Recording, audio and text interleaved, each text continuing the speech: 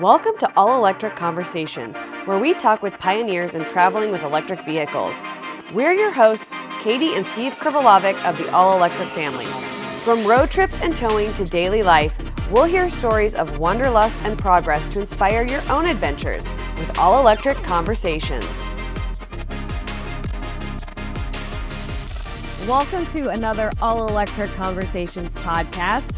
I'm Katie and this is Steve. We are from the All Electric family. Today we are going to be talking about 1 year of ownership with our Rivian R1T. Yeah, it's been a little over a year. We have over 16,000 miles on it, have taken it on many trips. A lot. How many? Yes. Thousands of miles towing, I'm sure. Yeah. And yeah, it was the quad motor launch edition, large battery pack, and had the 20, it has, I don't know why I'm talking in past tense. You did not sell it, no. And had the 20-inch wheel, has the 20-inch wheels, and yeah, we've loved that thing. It really, it hasn't had too many issues with it. Like, yeah, I've had more issues with the S in the first couple months than the R1T. Here. Yeah, and if you're watching on YouTube, you can see that we are joining you from our R1S.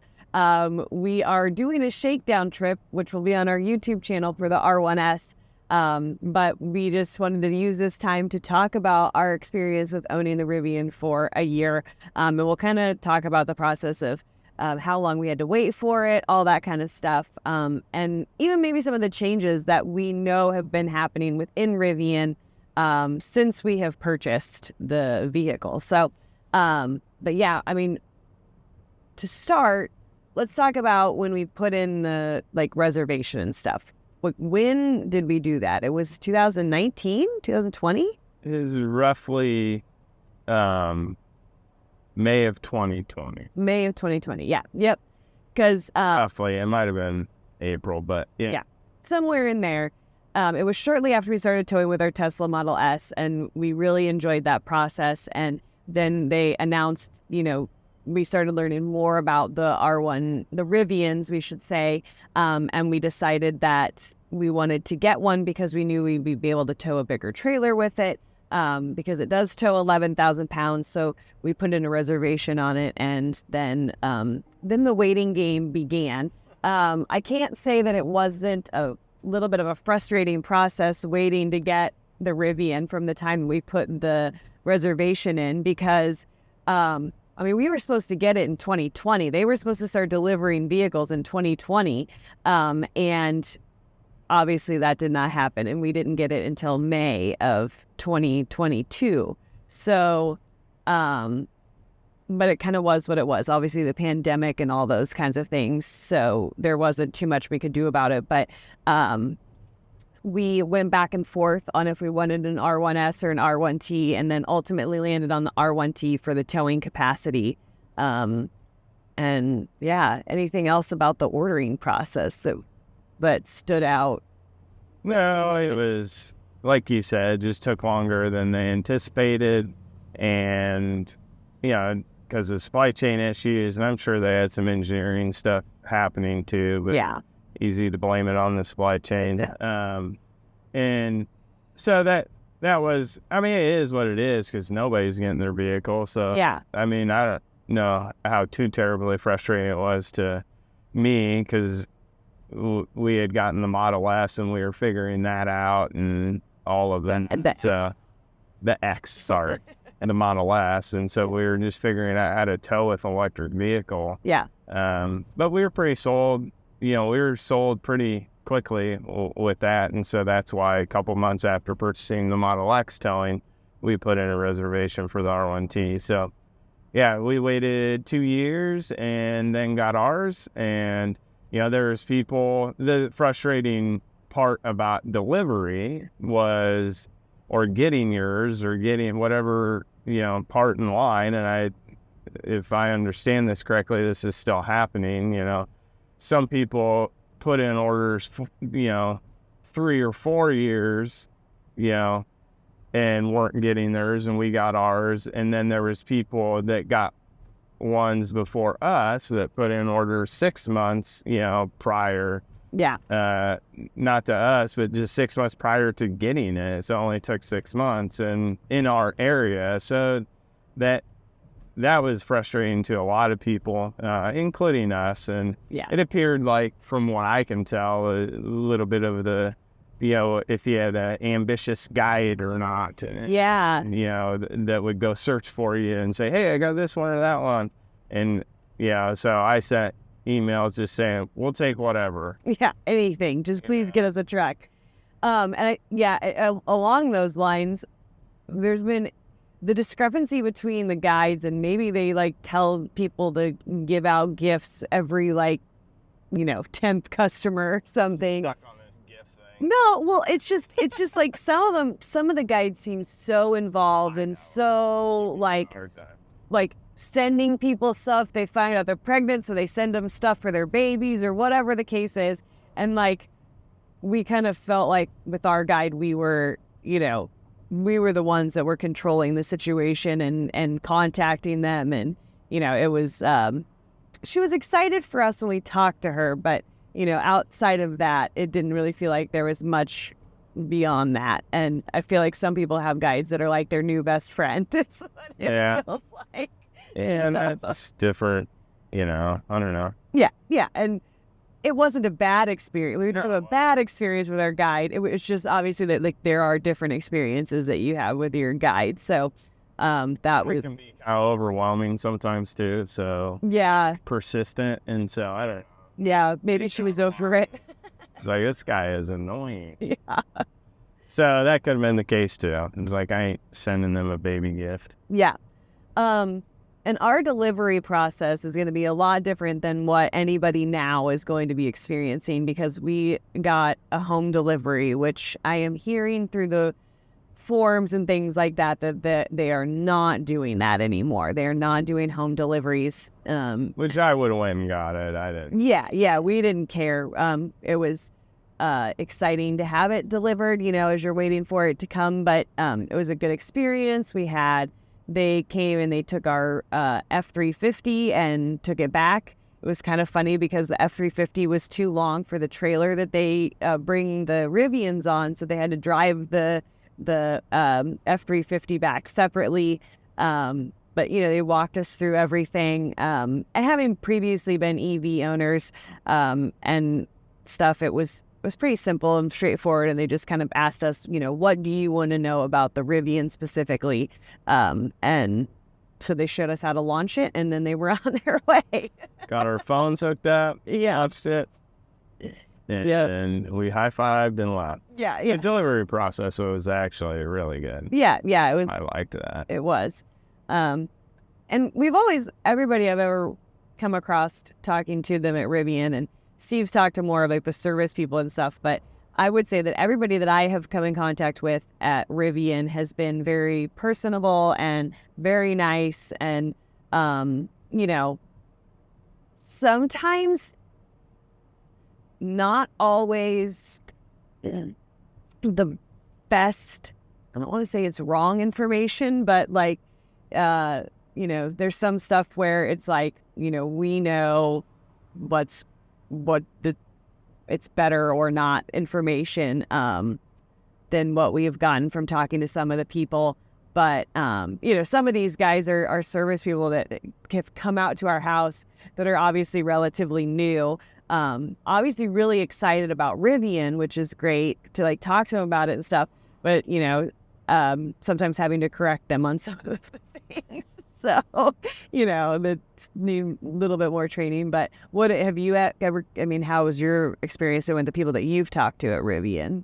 Like the communication between each other sometimes lacks. Yeah. We had and I'll try to give specifics when I say things that are negative. So there's actually, something to back that up. But we had a shake in the R1S over 60 miles an hour, where the wheel would shake. And so they came out. I thought maybe it was just like a wheel needed balanced or something like that. And that happened day one that we got it. And we bought it used, so who knows if it was from the factory or it happened in the 800 miles that the other person drove it. But anyways, that they did not communicate to the actual service center, or they did and they lost it somewhere. So the service center thought that they had balanced the wheels, and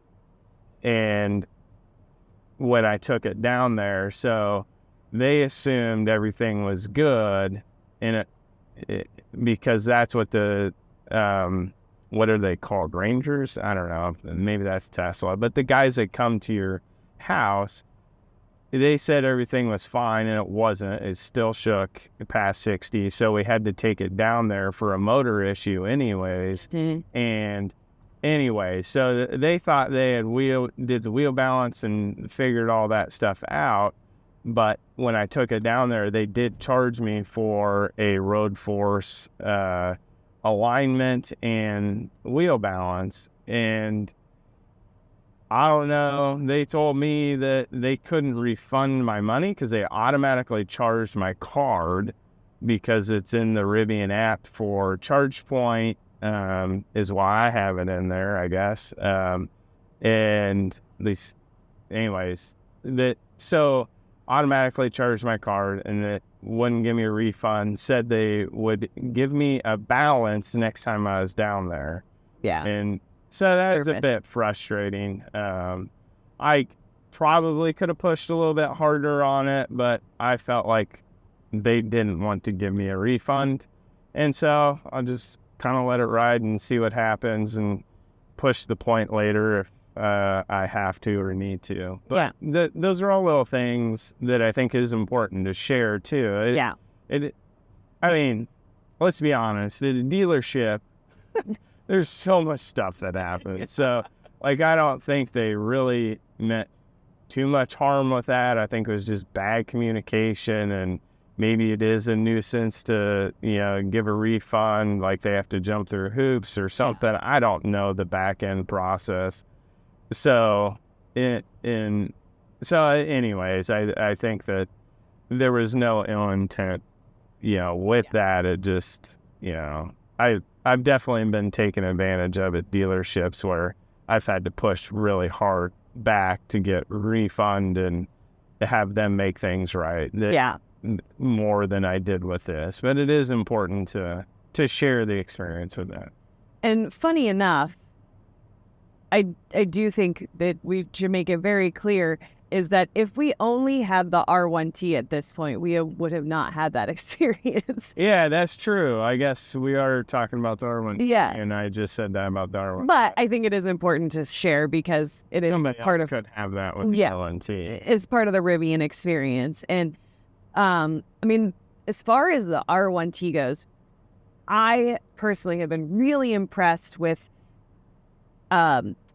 how well it has done. I mean, buying the first edition of something from a brand new company, like, you have to expect that there's going to be things that are not right about it. And we really have only had very minor issues with the R1T. So the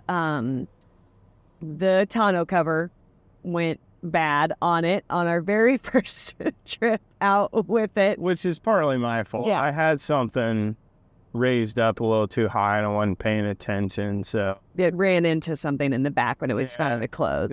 Partly my fault. The reason I say partly is because there should be some sort of tension, like to say, oops, there's something. But it was trying to push through that object. So and then we did end up with another power tonneau cover, and it is still functioning. Knock on wood. It's functioning perfectly fine. We had a seal on the window that was coming up, and they could not get to stick down. It took them a couple different tries to get it to stick down, but now that has been fine since they took care of that. Just a trim piece. Wasn't it necessarily a seal causing a leak? No, that's true.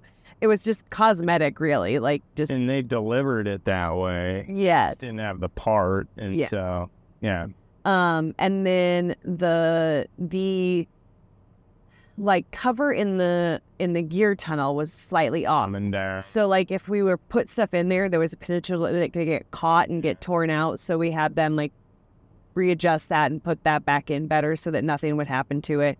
And has there been anything else? When I hit that giant boulder with a wheel, it took a chunk out of it. Yeah, that's the Rivian's fault. It could be a little... No, this boulder was like, I mean, it was huge. It was huge.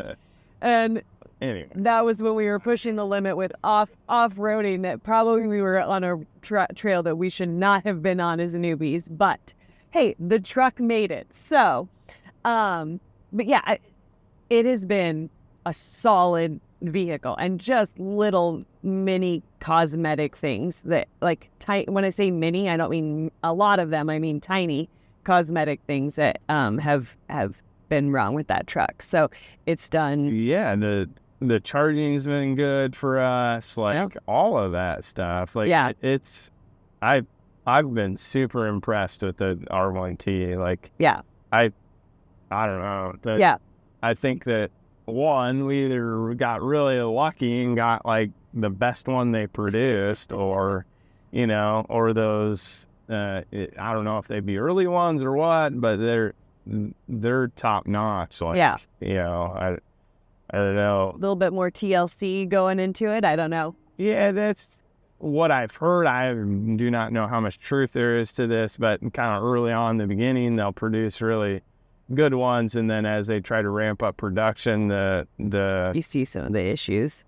I mean, the quality kind of decreases, stuff like that, and then they get it figured out, and the quality and everything comes back into play later. So, and I hate to compare it to the R1S, but if that seems to be true, the R1S we have in 2023, I mean, we got a couple things we still need to get fixed on it, and like the charge port door. Have you noticed that now? It's like a big...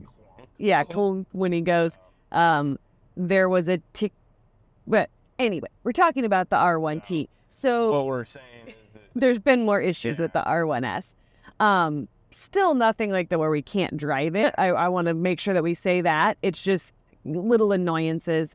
And when you live 3 hours from the service center, those little annoyances are a little bit more frustrating because you have to drive 3 hours to go get it taken care of, which we knew when we got into the Rivian game that was going to have to be something that we dealt with. And as they get more and more Rivians out there, it's going to get easier because they'll put in more service centers and stuff. But, obviously it's probably going to be a while before we get one in Nebraska, because we choose to live in a place where there's not a whole lot of EVs. She really likes it here. I mean, I do really like Nebraska, but there's, a lot of places. It's a great place to raise a family. If you're looking for values and a good, quiet place to raise your family, Nebraska is a great place. But, okay, so quality-wise, it's been great. So... performance-wise, it is like you can put it in sport mode, have stiff suspension, feel like you're in a race car that corners on rails. You can race most people, especially anybody that doesn't have an electric vehicle. A plaid. Plaid.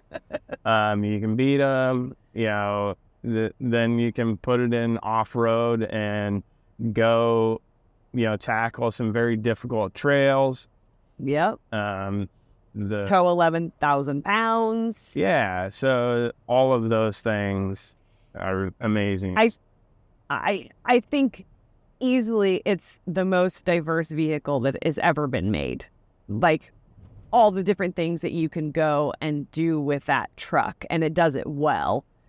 It might not be the best at that thing, but it does it sufficiently enough for any normal person to use that truck for that purpose. Whether that's, if your thing is speed and, going around curvy mountain roads, it's going to do it well. If your thing is towing, it's going to do it well. If your thing is off-roading, it's going to do it well, so it's just a really diverse vehicle that does all of the things really well. Yeah. And I love that about it. Yeah. It beats all those categories you were talking about. It's probably top 95%, like, you know, of other vehicles. Of course, there's going to be other vehicles that are better at it. You can't be the best at everything. No. And so, it's technically like a half-ton truck, so, when we're saying towing, no, it's not going to tow a fifth wheel. But if you're towing a 30-foot Airstream, like, it's going to do a really good job of it, that type of a thing. Comparing it to like an F-150, hands down, this tows better than an F-150 does. Handling and stability, I'm saying this because when you're sitting in this part of the vehicle, it's just like you're in the R1T. So I'm forgetting that we are actually in the R1S. But, it just, I've just been so impressed with how well it does so many different things. Yeah, I would agree. So let's talk about like just our personal, like how we like it, or like anything we don't like about it, anything we, things we do like about it. Obviously, like, its performance is something that we like about it. So we have this, it's going to be the world's toughest decision come towards the end of the summer when we have to make the decision on if we're going to get rid of the R1T, get rid of the R1S, or get rid of the Hummer. And I think both of us have this pull towards the R1T that we just love that thing. Like, for some reason, like, potentially our favorite vehicle we've ever owned. And so we have this like real struggle with the thought of even having to potentially get rid of it because we've just really liked it that much. I mean, would you agree with that? Yeah, it's good at all those things. So yeah, that doesn't necessarily mean it's for everyone. Like, if you aren't towing, maybe the Lightning is better, or these other things. So it's just so versatile. That's what I like about it. Yeah. You can, like we've shown in past videos, tow our camper out to Colorado, 500, 600 miles. And, this camper, weighs close to 8,000 pounds. And we tow it out there, and then we go on some off-road trails, and then we put it in sport mode, and we're going around the winding mountain roads. Like, that's amazing. Yeah, a truck can do all of that. So the versatility of that is just, it's great. But in the end, the decision won't necessarily be too much of an emotional thing. Like, that's what I want to inject here really quick, is that we don't typically make decisions emotionally on our electric vehicles, because we're doing this YouTube podcast, like all this stuff, trying to help educate people about, new EVs, and for us, towing side of things. And so if one vehicle is maybe getting more reach than the other, we're going to go that direction. So don't ever, feel like we're abandoning brand or anything like that. We try to stay brand neutral. I also have said in the past that I am, a bit of a sucker for Fords, just because I want people to know that. Like, so when I'm saying things about the Ford Lightning or any future Ford vehicles, that I've had this attachment to Ford, so I have a little bit of bias in me. Yeah. And so you can, get my opinion and take it from there. And so that's what I. Yeah.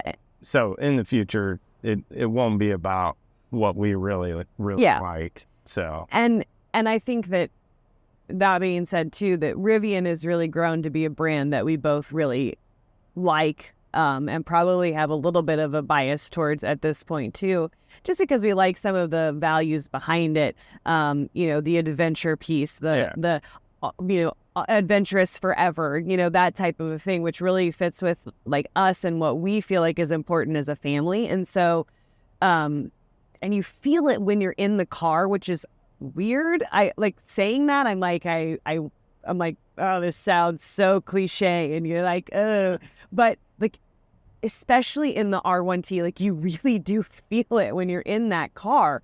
They've just done a really good job of making it, while luxurious and nice and beautiful, also feeling natural, and that you can go out and go get it dirty and go take it and go do things, and that, it's what it's meant for. It feels at home when you're in the mountains of Colorado. So it's just, I think that we've kind of fallen a little bit in love with Rivian because of those things, besides the fact that we have had such a great experience with the R1T. So, even with those biases, though, we are going to continue to move forward with our videos and stuff. So, if you're watching this and you've seen that, it's the end of the summer and we did end up, the R1T is what we got rid of. It's not because there was anything wrong with that truck or that we didn't love it or anything like that. It's because we just are moving forward in our process and sharing new experiences with everybody. So, because if it were me personally, I don't know that I would ever get rid of the R1T. So there was no YouTube involved. I would be keeping it forever. And then you might be saying, well, you have the R1S. Isn't that the same thing? And it is in so many ways, but it's just not quite the R1T. Yeah. I don't know. There's just something about the R1T that I think both of us, because we've said, hands down, if we had to pick between the R1S and the R1T and it was just the two of us, we didn't have kids to tote around, hands down, the R1T would be what we picked. Dog, too. Yeah, the dog, too. Yeah. Yeah. Even 2 kids, I think. Yeah, and the dog, yeah. Well, if we just had 2 kids, no dog. Yeah, like 1 kid and a dog, I could see that working out. It's just tight when you get all of those people in the back. And you get all the extra bed storage, you get the gear tunnel. Like, there's just so much storage in it. Yeah. Yeah, it's such a versatile vehicle. It is. Like, it's even having the seat to sit down and change into your hiking shoes, like the little things about it. Like, you think, oh, you have the tailgate, but no, because the tailgate's up higher. Like, the gear tunnel door is like at the perfect height for putting your shoes on. Yeah. So it's just like really well thought out vehicle that we have really enjoyed. Yeah. So we should probably talk about some cons, if you can think of any. Sometimes this is super nitpicky, but sometimes I feel, how do I say it? The quality could be better. It's not perfect. Yeah. They got some lines that could be tightened up. That they do come out and fix these things. We did have the kind of the rattle in the front end. They're fixing it on everybody's. We forgot to mention that. We did. Trying to think what else. Just, I don't know. Maybe there's not too much wrong with it. But yeah, just trying to figure those things out. The side view mirrors could be a little bit bigger, but they do that for efficiency, so I understand that. Yeah. Yeah, I don't know. I've got nothing for you. You've got nothing? Okay, all right. So if we're gonna be nitpicky, how else do you do it? I don't. You can't with it because it's like I said. Driver Plus can be better. Yes. Okay. All right. Driver Plus. I would appreciate a little bit better on the Driver Plus, but here's me defending it because. Yeah. But like. The over-the-air updates and stuff, like you see that the capabilities are there for it to progress in the future, which is good. And I think that it will in the future. But, obviously right now they're just making sure they have the basics down right. So, uh, I wish that there was some more like customizations. So I love the big open space in the console on the R1 series, like so you can put whatever you want to down there. But I wish they had like, baskets or something that you could buy from Rivian that fit in perfectly that you could put down in there. Same with like this big deep like console thing here, the center console. Like it's so deep. I wish that they had something made that you could put in there, so that you could divide it a little bit more if that's what you wanted. Wireless charger's terrible. Yeah, the wireless charging is bad. For your phone. Yeah, like it has to be in like the exact right spot to charge. And then if it moves at all, it's not charging anymore. And I personally am not a big fan of controlling the direction of the vents through the main screen. I want to be able to just manually adjust the vents. It was cool. Like when I saw it for the first time, I was like, oh, that's cool. But then like when you're in the process of it and you have, it's 100 degrees outside, you're hot, you've got 6 kids, okay, 3 kids, it feels like 6, in the back, like saying, Mom, Mom, Mom. Then you just want to adjust the air vent so that it's hitting you and you're not hot anymore. Having to like dig through and hit the right buttons on the screen just feels a little bit buried to me. But yeah, I've never liked that either, I guess. Yeah. So I would agree with that. But I think a lot of people are going that way, which, if you are a vehicle developer person, don't do it. Yeah.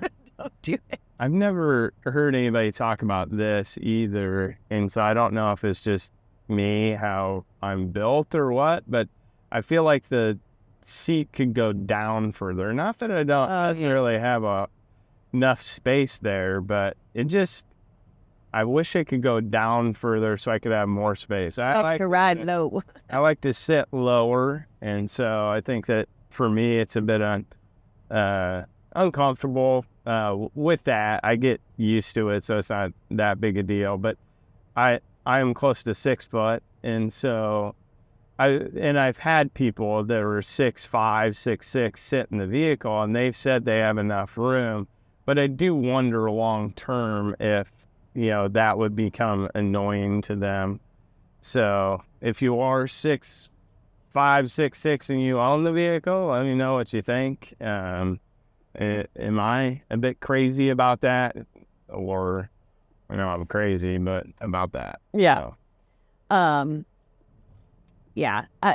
And that's something like, for me, I'm 5'3", and that is, one of the first things that really struck me about the car is that I felt like it fit me really well. I really liked how just all of it fit. So that was something that I really enjoyed about it. But I need to come up because I'm short. So the going down further doesn't really bother me at all. But yeah, other than that, I mean, you're getting a little nitpicky. At first, I was worried about like how the wood grain would stand up. I thought that within like, because when you feel it, I don't know, it has a little bit of it's nice, but it feels not very thick. So, I was worried that with 3 kids, that something would happen to like the wood grain in the dashboard right away, and it has held up pretty well. Even like the seats and everything have held up against 3 kids and a dog and all that stuff. So I've been it's done well. I have heard of some people scratching the woods. Yeah. I think it was Sandy Monroe's wife, I'm drawing a blank on her name. She had said she put a hanger in the back and scratched the wood back there. And so there's potential for that. And I think they're switching to a different... I think they are too. Different material. But it's pretty. It is pretty. It's adventurous. It is adventurous in nature, the piece that we like about it. Yeah. So, I mean, overall, after having it for a year, like, I can't complain. I would recommend Rivian as I have on YouTube, as I have in my personal life. We've talked friends through getting Rivians, so I definitely overall have really liked it. It's done a great job. I've been really happy with it. And I am, I like it. I love it. It's been good. What's your overall, Overall, yeah, like I've said, this will be the third time saying it, it's just so versatile. Like, you can't get too many vehicles that can do all of that. Have the storage, have the speed, have the, stability, be able to tow, all of those things. And in my opinion, now that we have a vehicle with a very large battery pack, finding that balance of aerodynamics, how big it is, and all those sorts of things that come into play with a, moderately sized battery pack, and still get a lot of those good attributes out of it.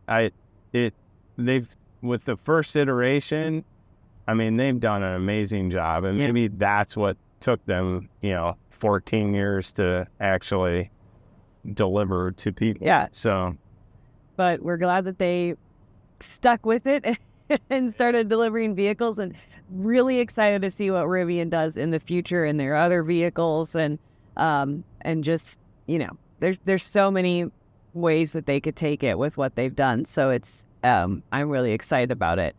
But, so we're going to do a quick plug.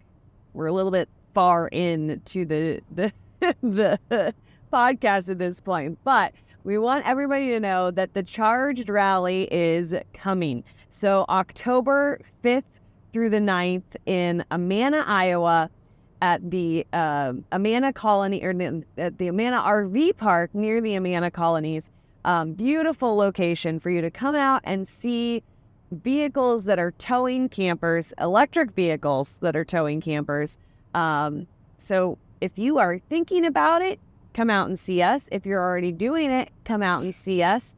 If you, just have no idea and you just want to come check it out, come check it out. Whether you have an EV or an RV or not, come out and see us.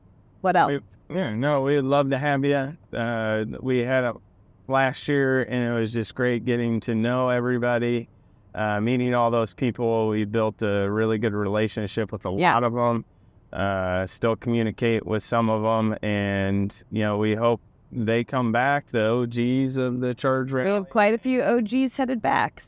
So obviously it was a fun time, and we're just gonna try to make it better and better each and every year. And if you want to be involved in it, let us know, and we'll try to figure out a way to get you involved and be part of the fun. Yeah, we'll do tours of the cars and the RVs, so you can kind of see what you can tow with an EV and what EVs are out there that are towing. I think hopefully we're going to get a little bit more diversity this year. We had our Lightning, and then our Rivian and one other Rivian, and the rest of them were Teslas, which was great. But this year, definitely going to have more Rivians out there, still going to have Teslas. Yeah, so, we really are excited to have all of these different vehicles out there at the... If we still have rally. The Hummer at that point. Yes, we'll bring the Hummer if we still have it.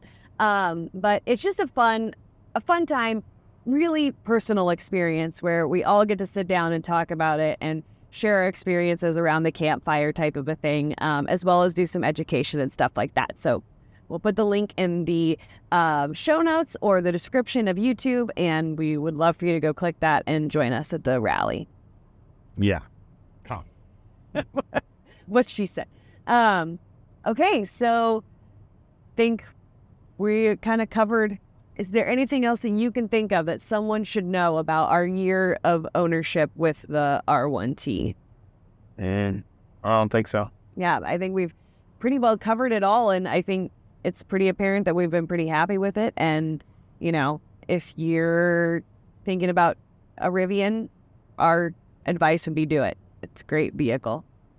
Yep. So, all right, guys. Well, be sure to follow along with this podcast wherever you get your podcasts.